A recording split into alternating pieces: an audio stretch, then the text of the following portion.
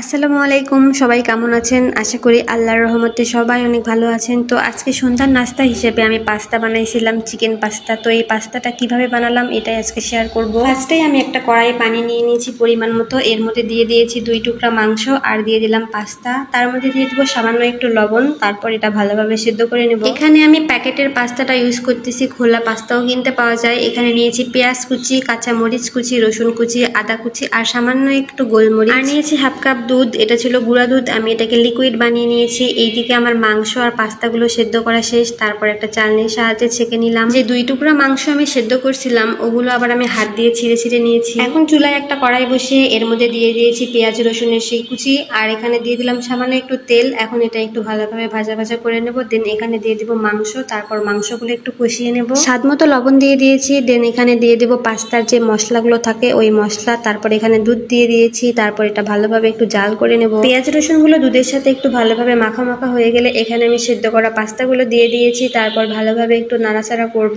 দেন এরপর দিয়ে দিয়েছি সয়া সস, টমেটো সস, তারপর আবার একটু ভালোভাবে নাড়াচাড়া করে ভাজা ভাজা করে নেব। আর এই তো আমার পাস্তা রান্না করা কমপ্লিট। আর এটাকে আরো একটু টেস্টফুল করার জন্য এখানে দিয়ে দিয়েছি টমেটো সস। আর আজকের ভিডিও এই পর্যন্তই। সবাই ভালো থাকবেন, সুস্থ থাকবেন। আল্লাহ হাফেজ।